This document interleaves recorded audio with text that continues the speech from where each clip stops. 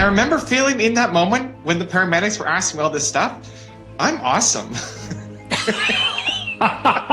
Focuses on the future, focuses on what's next, focuses on the momentum, because if you slow down, you will have to face the pain. Viva Forever is one of the greatest songs of all time. Wow, that is quite a declaration. Put your goals ahead of your convenience. And you broke your neck, you got goals, you do your goals.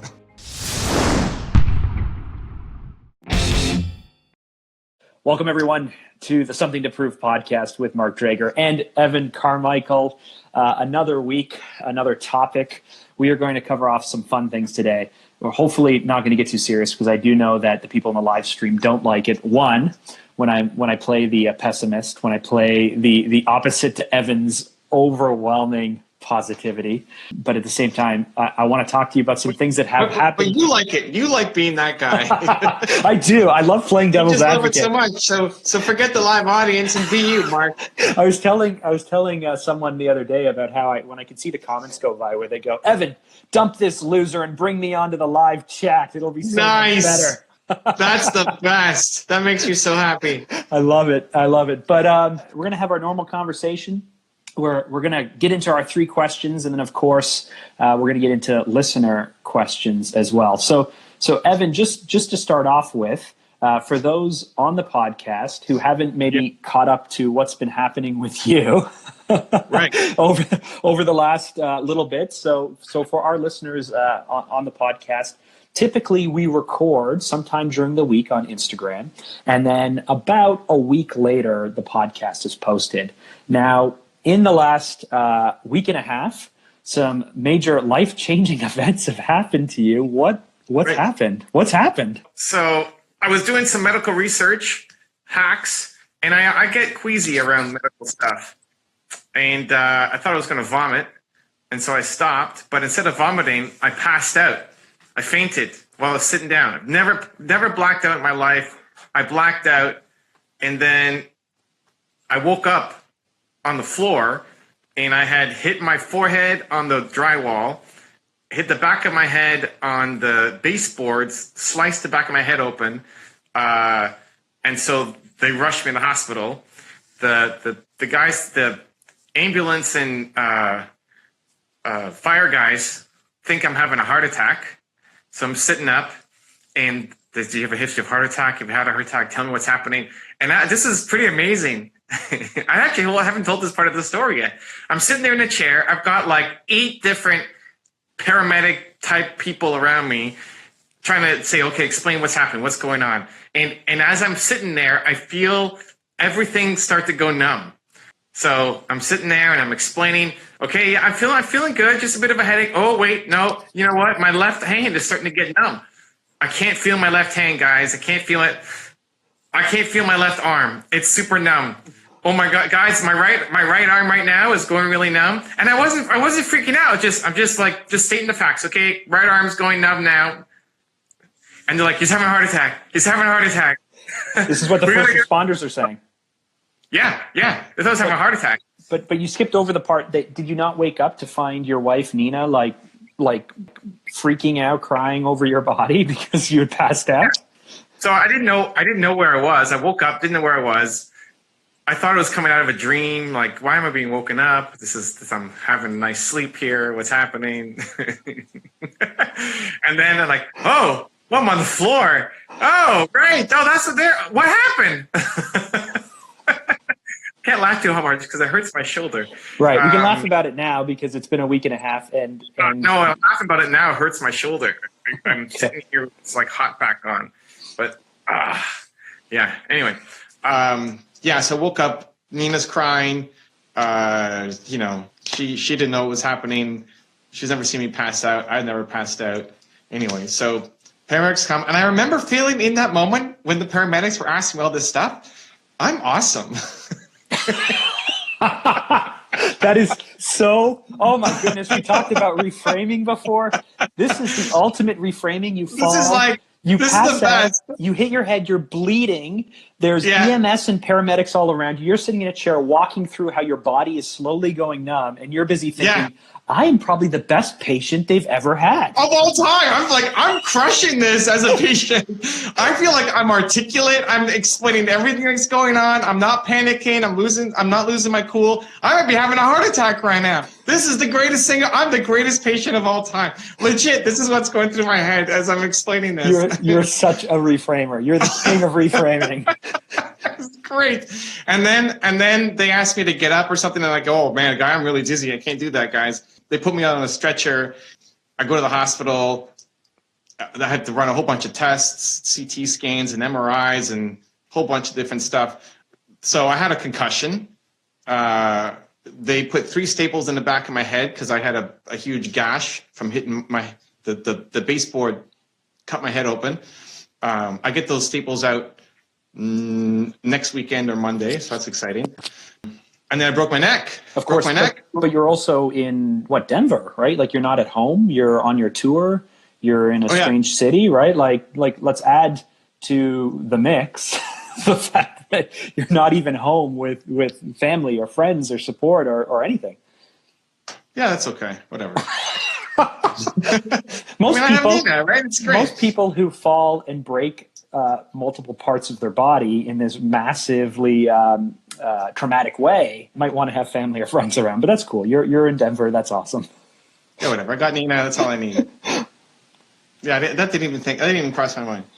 I mean, everybody's been loving, like, how can we help and all this stuff. It's like, great, but I just got to heal. So I broke my neck in 2 spots. I broke my upper back, and I have to wear this for 90 days. This being this large, again, for audio yeah, I have audience. this like Star Wars-esque, like stormtrooper neck brace that I have to wear 24/7 except for showering. So I get to take it off for 15 minutes a day. How sweet or how painful is it, that moment that you can unvelcro it and go, I don't have to wear it? I mean, I guess you're not doing this with your neck, but is taking it off to go in the shower like the worst thing or the best thing?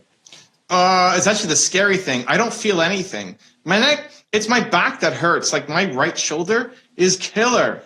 And I can do like some reaching, but other reaching I can't. Like anything over 10 pounds I'm not supposed to lift. And weird, like I can't put my pants on. Yeah. Nina has to help me put my pants on. Like I can't, I could talk. What?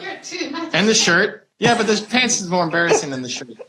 I feel like pants is like you can't pull your own pants up is more embarrassing than can't put my shirt on. I could talk, which is great. We're gonna have a podcast. I'm still doing my tour. Here we go. We got 4 more cities. So here's the thing. See, I don't want to gloss over it. You broke your neck. You broke your back. Yeah. There's a time where Nina's, putting on live streams or posting to Instagram saying you might need spinal surgery and stuff. Like this is like crazy major stuff. Well, I'm still out of the woods on that. He said 50 to 75% chance, no spinal surgery, because I'm young and I don't smoke. I'm young, 38. He said was young. Okay. And I don't, apparently smoking is one of the huge risk factors for having to have surgery or not. So I need to keep the neck thing on. And then when I go to get home to Toronto, I got to, reevaluate, see how everything's doing, and hopefully not have surgery, because spinal surgery is crazy. The first week or so was rough because I had concussion symptoms, which was hard because I like to think and you can't think. And so I couldn't focus on email at all. I couldn't do any speeches, like all of the stuff that I normally like to do, I couldn't do.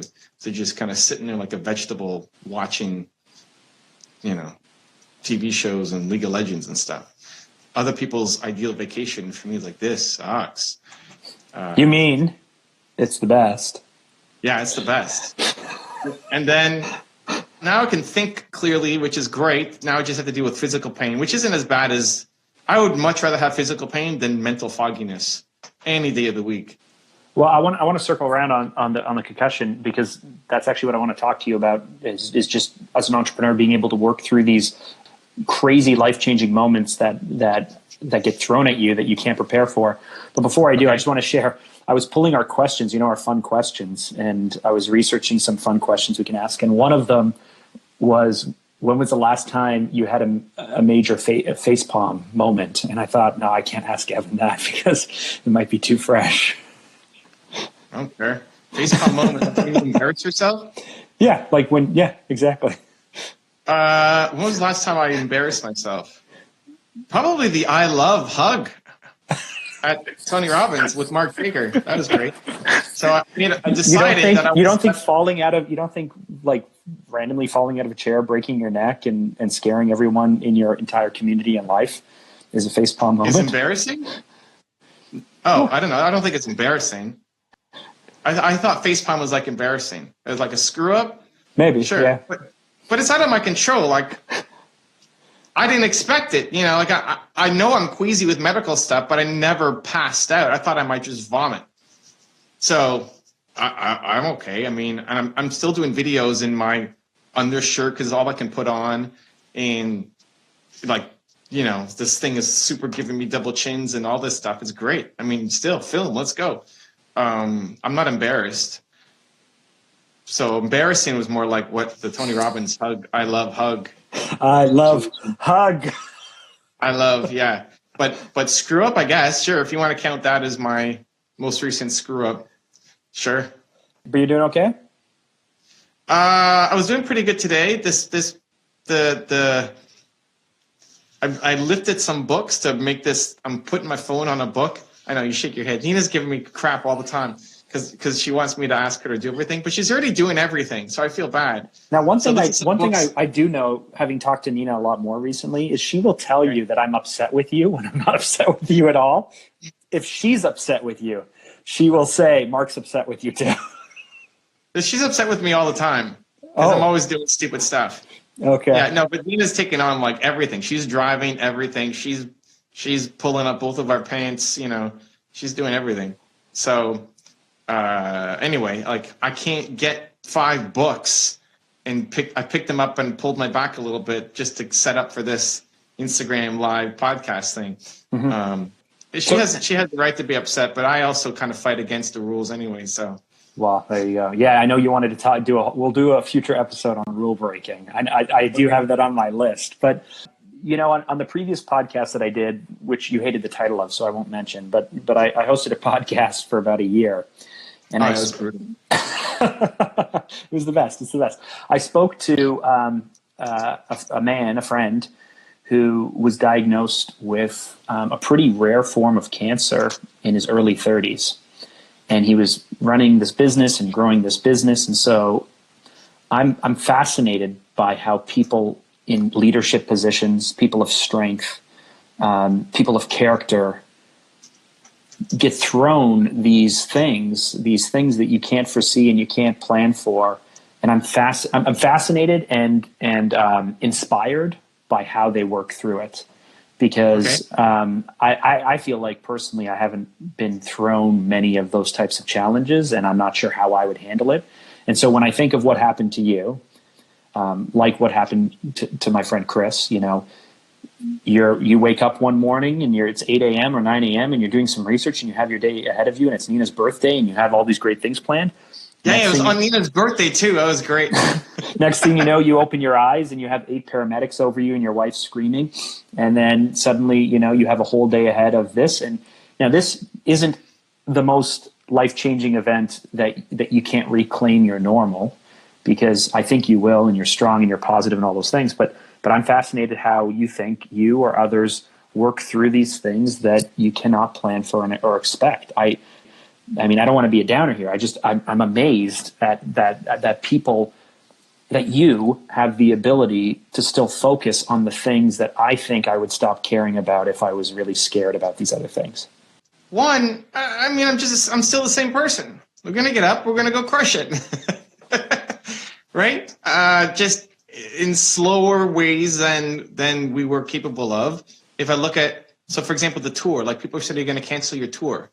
Like, what? I cancel my tour? What are you talking about? Like that was the only thing. And I told Nina, the only way I cancel the tour is if it's too much for her.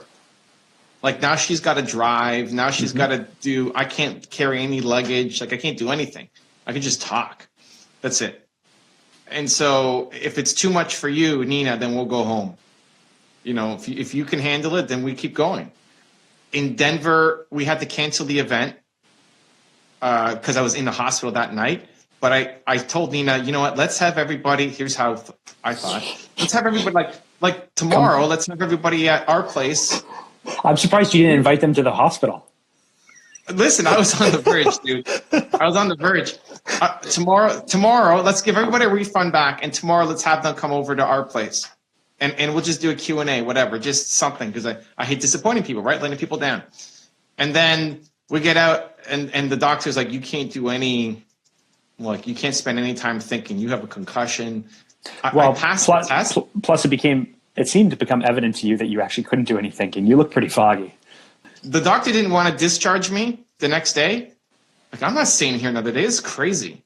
And the drugs they were giving me just made me loopy. I stopped taking pain medication. I haven't taken anything since I left. And even on the second day, don't give me anything.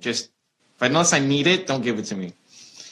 So they have the final test I had to clear was a 30-point like a memory evaluation or cognitive ability evaluation, where you had to do all these different tests, like give me 13 words that begin with the letter F in 30 seconds or something, right?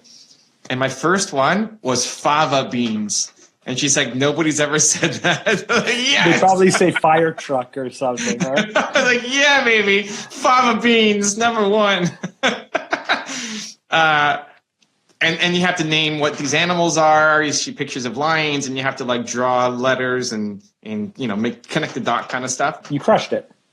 I got 29 out of 30, and you have to have 25, I think, to get released. But I also told her this is actually this is hard. I'm slower than I should be on this kind of stuff, right? Right. These are simple questions, right? It's questions that an 8-year-old, 7-year-old, 6-year-old, you start to give them. It's I should be able to hit these way harder than I am. Right. But she said, just you still have a concussion. It's okay. You're good to go. Just you can't talk. You can't sleep all day. It's I'm not going to sleep all day. That's ridiculous. Sleep all day. You can't use your mind all day. Ooh, that's going to be hard. Yeah. No reading. Not too much talking. Yeah. So they said you can't have people over. You can't do this thing tomorrow. So then we had to email back and say, sorry guys, we can't have you over. And so, I'm making it up to them in different ways. Then we went to Kansas City next, and I still wasn't feeling. I was 50-50 whether I was even going to do the thing. I made a video to talk to the guys from Kansas City, say, hey guys, I'm in a neck brace, explain the story. And as I finished that video, I got a headache. In the hospital saying anytime you get a headache or you're dizzy or you're whatever, it means you need to slow down. I was like, oh man, I don't know if I can be able to, it's already been 4 days. How come I'm not better?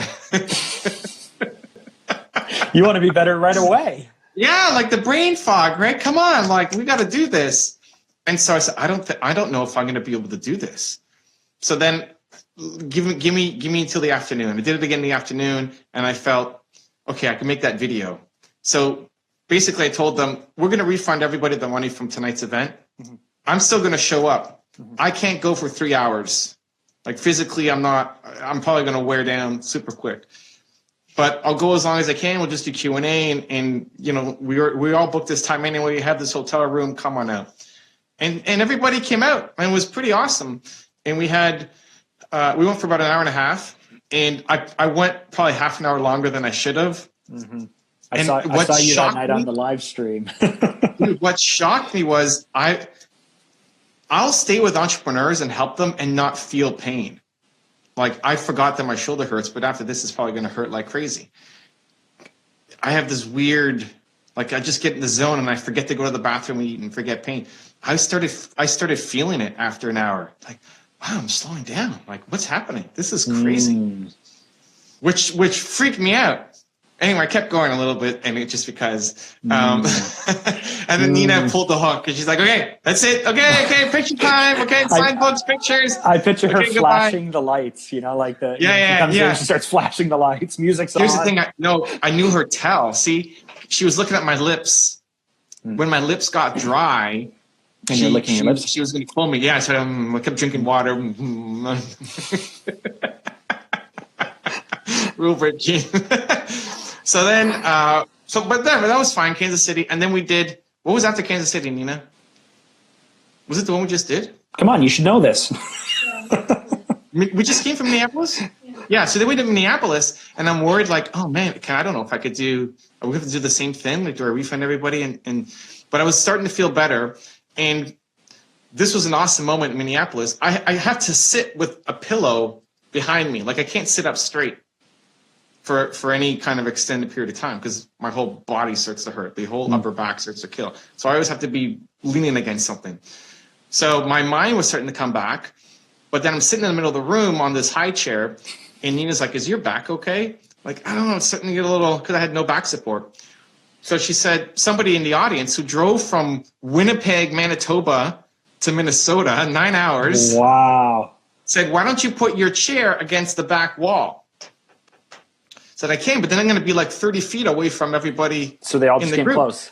Yeah, so they said, "You know what? We'll bring our chairs." Nice. And it was awesome because when we got there, it was this formal, like structured, perfect lines of chairs. And then they all formed this little kind of circle. Right, just come on in, kindergarten style. Yeah, they brought their own, and it was amazing. Yeah, it was really cool. Crisscross applesauce, everyone. We did that for 3 hours. It was amazing. And so now the brain fog is I think gone. I don't know. The only thing I get is when I lie down and get back up, I get dizzy for like 5 seconds, 4 or 5 seconds. I don't know if that's from the staples in the head or still just the pain or what. So having gone through this experience that most people would, you're dealing with pain, you're dealing with fogginess, you're dealing with scary stuff, you're out of the country, it's too much to do the tour. You're still staying positive because you are insanely positive.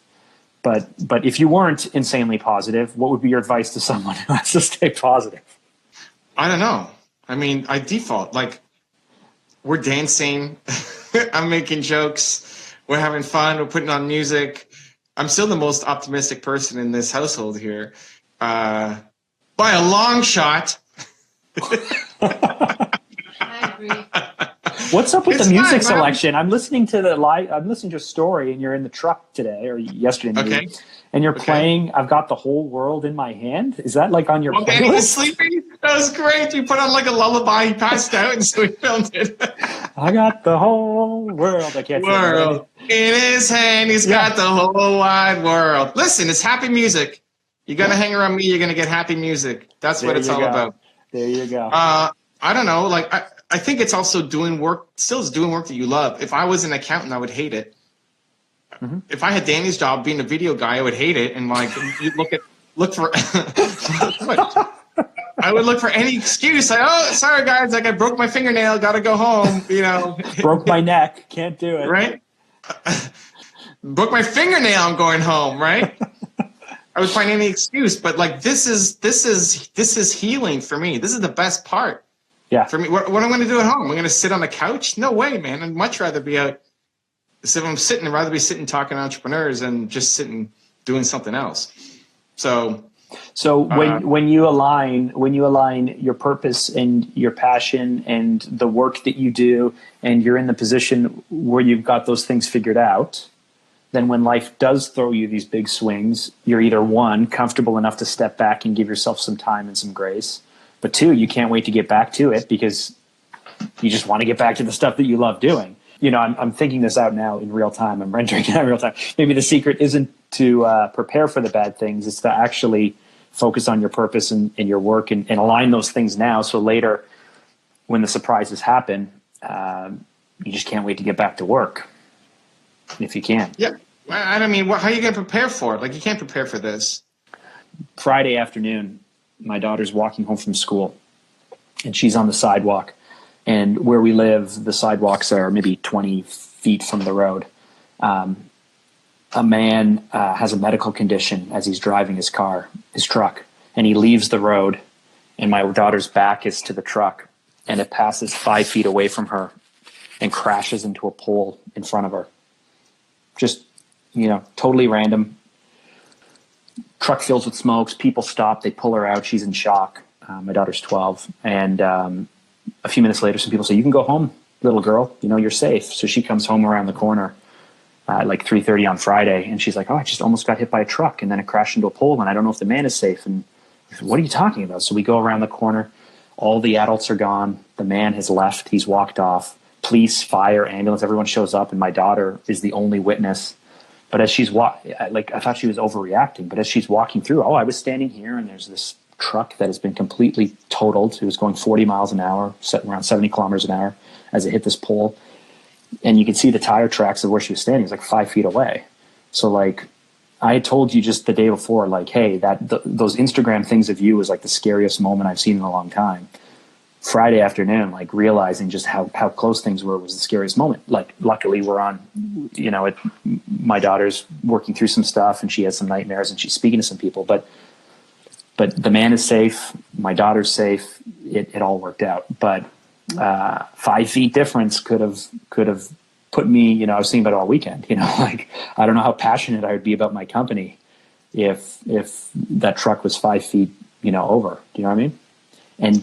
And it all worked out, but on your side, you're dealing with these things now. So that's why I wanted to, all these things happen to you. I don't think about these things. No? I'm not traumatized at all by what happened. Nina's traumatized. Yeah. And we still have a lot to go through. Like, if I need to have spinal surgery, that's some crazy stuff. I don't know. Let's go. Like, no nightmares. No, like, I'm proud of myself. Like, I'm pumped that when they came in and they think I have a heart attack, is like, I'm the greatest. This is amazing. It's what I'm thinking. Maybe I just cover it and, like, deep down, I'm going to, like, have some crazy trauma effect. But I don't feel it, man. So here's the thing. That book, the Road Back to You, the book that I was like, Evan, you should read this, and then we sat in the airport lounge and walked through, and you're like, tell me what I am. Right. It took too long.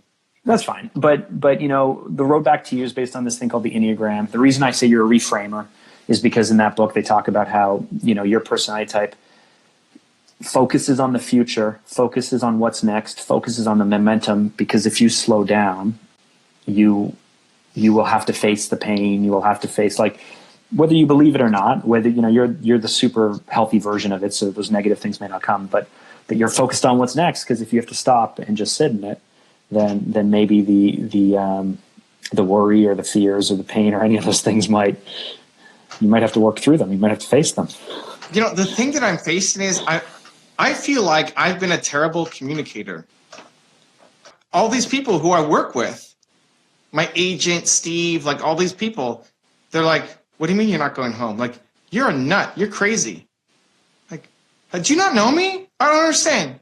This is not crazy.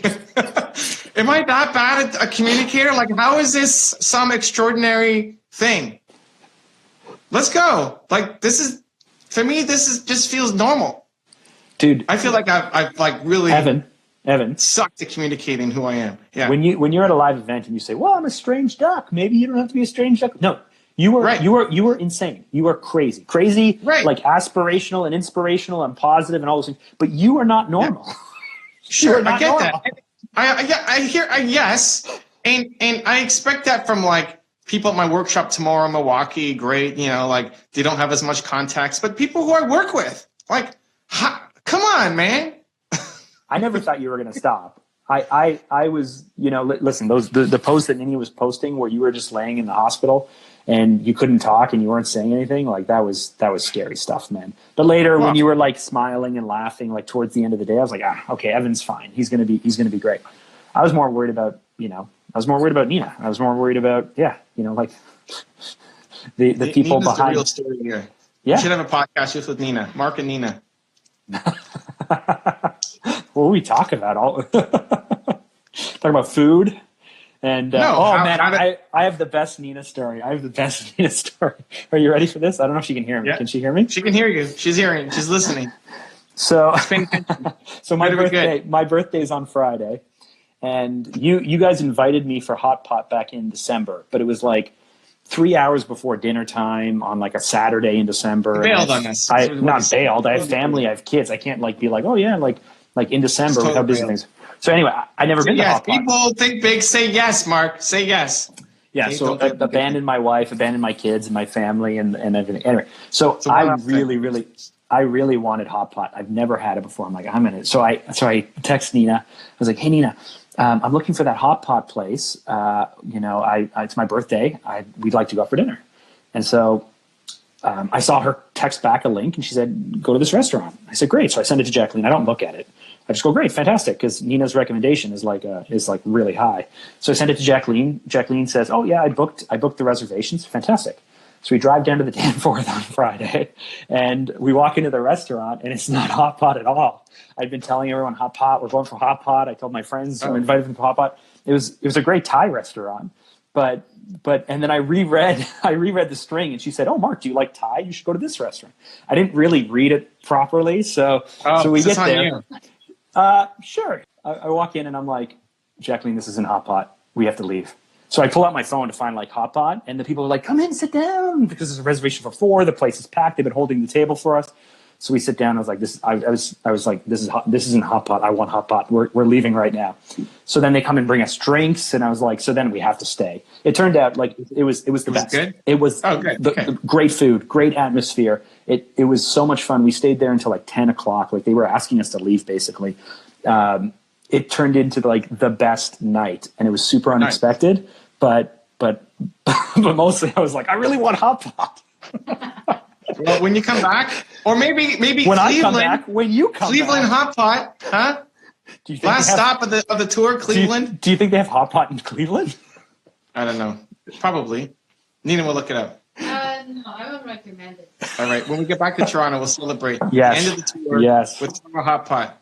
Yes, that would be the thing to do. Anyway, listen, we're glad that you're feeling better. And I want to shift gears a little bit. After the hot pot story, we want to get into some fun questions, and then we'll ask some listener questions if there are any there. So first question to you and Mr. Evan Carmichael. I'm going to try and speak clearly, because sometimes when I ask like your childhood smell, and you think it's like, what should your child smell like? So do you remember that? Some weird questions, Mark. Let's be honest. The first one in the last series was really long. Outside or inside? Yeah, that was ridiculous. Front I'm ready. Let's go. Let's see what you got. Posh wants to know what hot pot is. Are we going questions already? Wait, whose questions are we going? It's just Posh Notion wants to know what hot pot is, so we might as well just hit that one real quick. Okay. What's hot pot? Well, you're the one who's obsessed about it. So I've never been there. I just think it's. Well, tell us what you think it is, and then we can tell you if you're right. I think it's like an all-you-can-eat. They bring you like vegetables and meat or seafood, and you drop it in either soup or oil, and you just cook it at your table. Is that what it is? Yeah, pretty much. You have different kinds of soup, different flavors. Could be spicy, non-spicy, and then you just keep bringing it. You cook it yourself, and you eat it. It's good. Perfect. So it's like basically Japanese steakhouse, but you cook it yourself at your table, and it's soup. Yeah, it's like Korean all-you-can-eat steakhouse, basically, but cooked in soup instead of on a grill. That's it. I love it. Are there noodles? Is it like, can you get like noodles in the soup and stuff, or is it just meats and stuff? I don't think so. I don't think you have noodles. It's usually meat, seafood, and vegetables. That sounds good. Yeah, exactly, Posh. Sounds delicious. Okay, first question. What old person things do you do? What old person things do I do? What old person things do you do? Now, I remember you once saying that you are a 90-year-old man and a 13-year-old sense of humor. I make good judgment calls. Oh, that's not a fun answer. That's such a serious answer. Well, that's true. Like, I make good judgment calls. You're wise. You consider yourself very wise. I'm wise. Old person, I don't know. I'm very routine. I'm an old man in my routine. Like, I love my routine. Yeah. When I'm in my routine, I crush it. Yeah. So, there. Very good. I get up at 5 a.m. now, which is amazing. I love it. I got up at 4:45 this morning because I couldn't go back to sleep. So I feel like that's kind of like old man-ish. But it drives me crazy when people do things on my lawn. if someone like rides a bike across my lawn and stuff like that. Losing tolerance. All right. That's losing tolerance? Yeah. The old man of like, you have to have it your way, and like you're losing tolerance for young people doing things. Yeah, my dog likes to dig holes in my lawn. Youngsters these days. Yeah. Oh, yeah, exactly. Yeah, that's not me. I'll never be that. Perfect. Okay, next question. You are having a nice big brunch. Okay, so imagine yourself at brunch. You're going to go with bacon, sausage, ham, or peameal. You can only go with one. Sausage. Why?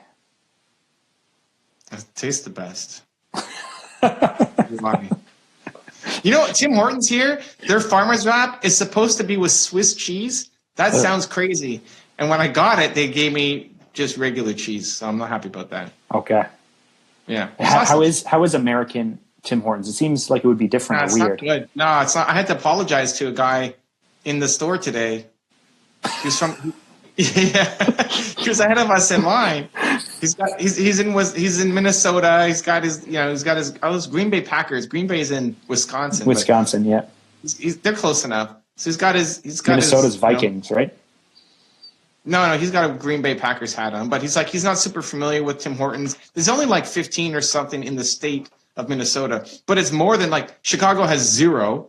Yeah. Unbelievable. It's crazy. Well, Minnesota has 15, but Chicago has 0. That makes no sense to me. I mean, I know you love the brand, but like Tim Hortons it's because he did such a poor job of actually delivering on the service. It isn't good. Dude, no, but the first one we went to was closed. The second one we went to had no espresso, no grill to bake stuff on, no eggs. What else? No donuts. Something else. Like, what are my options? A bagel. Great. Okay, give me that. It's like, what kind of crap is this? Oh, my goodness. They're promoting a red velvet ice cap. Like, ooh, I'll have that. Yeah. And then all you hear in the back is, I don't know how to make how do you make a red velvet ice cap? Oh, my goodness. Training is terrible. They don't know what they're doing. Not even uniform. Yeah, not in uniform. Wearing a Detroit T-shirt in Minnesota. It's brutal. It's the worst experience of all time. The only thing that I regret is that Danny wasn't with us, because it's great to enjoy these things together. How is Danny holding up? The relationship is okay. There's not too much frustration or anything. I don't know. You can ask him. I should have him on the podcast too. Yeah, right. You should have. I think you should have the team on separate editions. I mean, this is going to be the most fire, but I think it'd be good. So I had to apologize to this guy to say this isn't really like it was his first Tim Hortons experience. I think it's like this isn't really Tim Hortons. Like the Canadian stuff is way better. Like you should go across the border. even Tim Hortons in Canada isn't like that great. Like where it used to be. No, it's like go to Minnesota and try it. It's way better, miles ahead. Okay, miles. so it's the what do you like to say, the best of the worst? Do I like to say that? I feel you're putting words in my mouth. No, you said that. You said that a lot. Really? The best of the worst? Doesn't feel like an euphemism. Okay. Hey, last question. What languages do you wish you could speak? None. You don't want to speak the language of love? No, man. Oh, love? No, I don't know. I don't think that way. If I don't have a wish I could anything list, fine. then I would what just language should you go out and learn? You don't think it'd be cool to know like Mandarin or something, or know more Italian or if French? I wanted to, I could. I just would. I wouldn't think. As soon as I want something, it happens. Listen. When we planned out this podcast, you were like, "Yeah, let's do some fun questions. It'll be great. We can do either or." This was your idea. Okay. I bring you these questions, and you just call bullshit on online advertising. Online advertising. That's the language I want to speak. Excellent.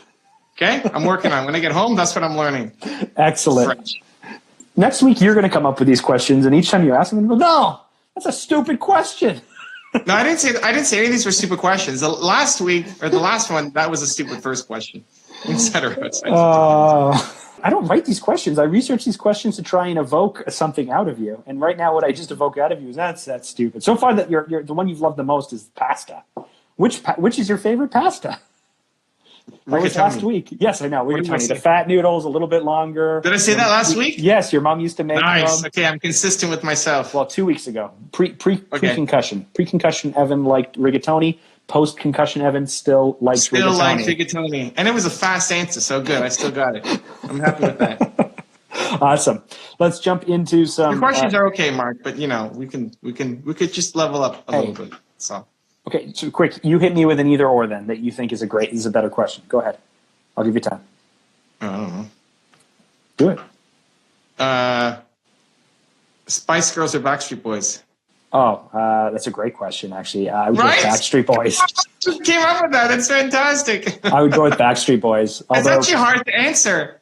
No, I would do that. If it's listening, I think Backstreet Boys have more to listen to. because they spanned or whatever Yeah, a but few Viva years. Forever is such a great song. No, I like the best is the karaoke. Is it Wannabe? What's No, not like Wannabe. Dude. Yeah. Viva Forever is one of the greatest songs of all time. Wow, that is quite a declaration. It's on the Believe playlist. It's on the Believe playlist. And the only Backstreet Boys song that's on the Believe playlist is a reggae version. Okay. I have to tell you, I was on a conference call this morning. I listened to Apple's Pure Workout playlist. So it's all pretty strong, like workout style playlist while I'm doing work. I get in at 6 a.m. I put it on. I have a conference call with someone. So when they answered the phone, we just answered with, "It's Britney, bitch." And it was a fun little reaction there to see to see how we started a nice corporate conference call. It's a big deviation, but that's a question. That's a great question that leads to discussion. That's how we do it. First question, we got Dr. Dre or Snoop Dogg. I don't know enough about either, to be honest. Probably Snoop. I can't name a single Dr. Dre song. Like, what did Dr. Dre? What Chronic? did he do? Chronic 2001. The baby. Oh, that. But wasn't that with Snoop Dogg?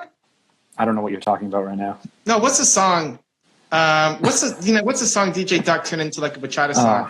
Okay, dude, we sound too white right now. Something in the I don't Gin know. and I don't know juice? enough. You talking about gin and juice? No, I don't know enough of either of them. So I'd probably go Snoop, but by a very slim margin. Okay.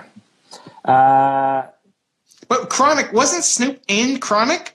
No, Chronic was an album. It had Eminem on it. It was 2001. But the big okay. It was Dre's Return. Forget About Dre. Forget About Dre was a great song. Yeah. If you said Eminem, I'd pick Eminem over both of them. That's easy. The question wasn't Eminem, so you can call it a bad question. No, that's fine. It's better than Mark's questions. Oh, Evan. Okay, here's a question from Ian Cognac. What do you recommend for someone killing it, $500,000 plus per year in sales, and want to move into entrepreneurship? What's the best way to transition but still have the income before they quit their current job? That's a personality question. Do you go Nicorette or do you go cold turkey? Some people they can ease their way in, and every day you're spending a little bit of time, you're building momentum. And some people they have to, as long as you have a plan B, you're never going to go quit your plan A. So ask yourself: are you the kind of person who has to only move when you have a backup plan gone, or you can do it momentum every single day? That's the hard part, is if you're going to choose that path where it's part-time, to do it every single day, because life's going to get in the way. You're going to break your neck. Whatever happens, it happens. So every single day you got to take action. But it's a personality question. For me, I like lots of small tests. I would go part-time, build up my business till I had enough money. Oh, he said I'm an all-in kind of guy. So you got your answer. You got to go all in. Otherwise, you'll be in the same spot that you are here right now in 10 years. Would you recommend, so if he's earning $500,000 a year in sales, I mean, would you recommend maybe working another 3 or 6 months, pulling back your expenses in your households, and then just stocking away as much cash as possible in kind of this short middle area, and then go all in? Or is that still just a personality thing? The problem isn't the strategy. Like, there's lots of tactics that will help you. He hasn't decided. Decide, and then you'll figure it out. You have to decide. You're an all-in guy. You'll never get there. You'll be here in 10 years, coming on the Mark and Evan It's Extraordinary podcast. Something to prove. Do you still have a concussion? It's just that name I never remember. You'll be coming on while we're in hologram-like format, beaming into your living room, asking the same question. So here's the thing. He just said, Spot is great right now. He's a self-made multi-millionaire, but he's terrified. He's afraid. Great, I know. But so you're going to stay in your comfort zone for the rest of your life. Amazing. And then you're going to be 100 and look back and say, I could have done something amazing and I chickened out. When everybody else around you thinks you're crushing it, you know that you're capable of more and that right now you suck. Yeah, I think you can only stay in your comfort zone for so long before boredom, or just maybe it's boredom, but the lack of challenge just will make you miserable, and you'll find ways to self-sabotage, what you're doing, and you'll lose it. It's a transition. It's not the transition. It's a decision. Decide that you're going to do it. Then you'll figure out the transition. Mm-hmm. You're looking for a logical way to handle something that's an emotional issue. That's the problem, man. No strategy is going to save you. You have to decide that this is what you're going to do. Then you can worry about the strategies to help you. And you'll figure it out because you're a smart guy. There you go. How long until you're fully recovered, Evan? So the concussion can take up to a month. As far as I feel like it's pretty good, it's only the whole like lying down, getting back up. I get 4 or 5 seconds of massive dizziness. Mm-hmm. So I don't know if that's gonna, maybe like when I get the staples out of my head, it's gonna make a difference, or if it's just a time thing. Mm-hmm. The neck thing is 90 days. They say up to 90 days wearing the neck brace. But I mean, when I go home to Toronto, we'll do another MRI or CT scan and see how I'm doing, how I'm healing, and then take it from there. They only make estimations, right? They don't know how well you're doing without follow-up. So the follow-up I'm going to get when I get home to Toronto. Okay, last question of the evening. A cranky teenager or a cranky baby? Which would you rather deal with? Cranky baby. Yeah. Really? Teenagers suck. Cranky teenager is going to be like, I hate you. Why did you ever have me? Wow. Cranky baby, it's either they're tired, they pooed their diaper, or they're hungry. Easy. Well, as long as they're not colicky or have an ear infection or a fever or I don't know. I've had 4 kids. There's been a lot of cranky babies. So far, my oldest isn't a teenager yet, so I don't have to deal with that. I'd much rather have a cranky baby than a cranky teens are. Although I think I'm going to be great at it, but cranky teens. Yeah, you can get through to them. You can connect. Yeah. You'd be great at that. You'd be great at being able to like sit the teen down in front of you and being able to, like I was talking about my oldest son the other day. Like, he's not a kid you can correct, but he's a kid you can coach, right? And okay. I was trying to talk to my wife a bit about this. Like, you can't call him out on something and get mad at us for something and then tell him to do it. It won't make a difference. But you can coach him. Like, you can really get through to him if you help him explain why it makes sense for him to do and coach him and stuff. And I feel like with teenagers, more so than babies, you can try and figure out where they're at, what they need, where, what's holding them back, their communication style, and then speak to them on their level. Babies, you can't. Babies are the worst. I just think it's easier to figure out how to help a cranky baby. It's usually pretty quick. Do you remember having a baby? Yeah. Dude, wait till you get cranky teenagers. Oh my God, if Nina has a cranky teenager, can you imagine that? That'd be crazy. Is that any different than her right now? No comment. Uh-oh. She still looks like a teenager. Is that wrong? Wow. Okay, don't go. No comments. Don't go there. Don't. We're done. Go there. Wow. Next question. Okay. One last question. That's it, Evan. We've done it. Really? We can celebrate. We've done it again. Okay. Thank you so much. Do you want to leave us on anything more inspirational than your wife looks like a teenager?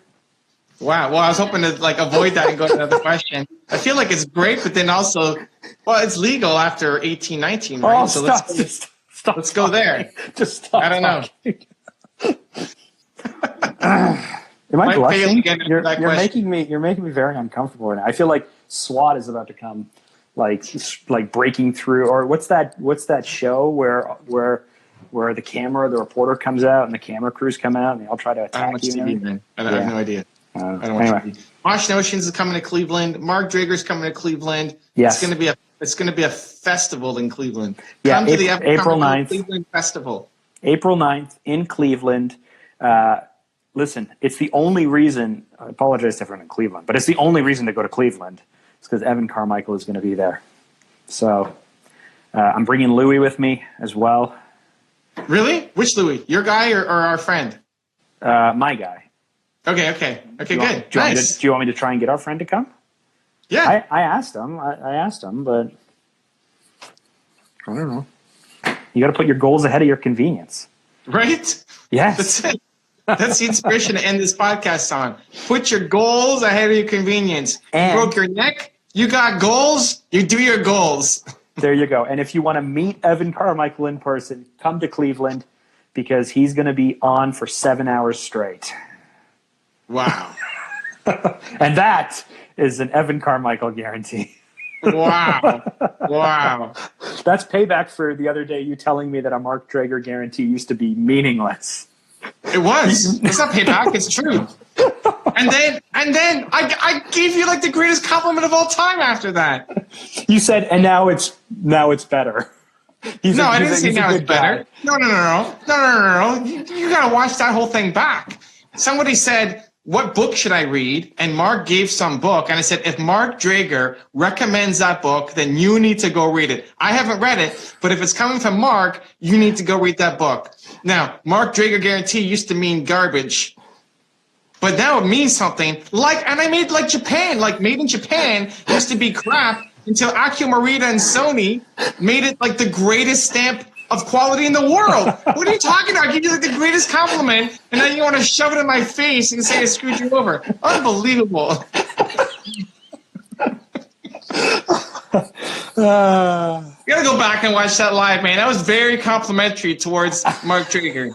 I do remember the Japan comment now that you right. Now that you and I spoke truth because you totally reneged on your Mark Drager guarantee. It meant garbage. I didn't realize that in 2008, when I would make this random comment in passing, that it would that 11 years later you would be still bothering me about it. Well, when you say that something is a Mark Drager guarantee, that shouldn't be some random thing in passing. I know. I was young. I was foolish. I didn't realize the seriousn's of it. And that's what I'm saying. It meant nothing. And I forgot. Now it's a gold standard. That's all. It's great. I love. Hugs, love. And that is what we will end on. Good night, Evan. Okay. Good night, Mark. Talk to you soon, man. Believe. If you want to see the last episode of my podcast with Mark, it's fire. The link is right there next to me. I think you'll enjoy it. Continue to believe, and I'll see you there. But working hard isn't enough.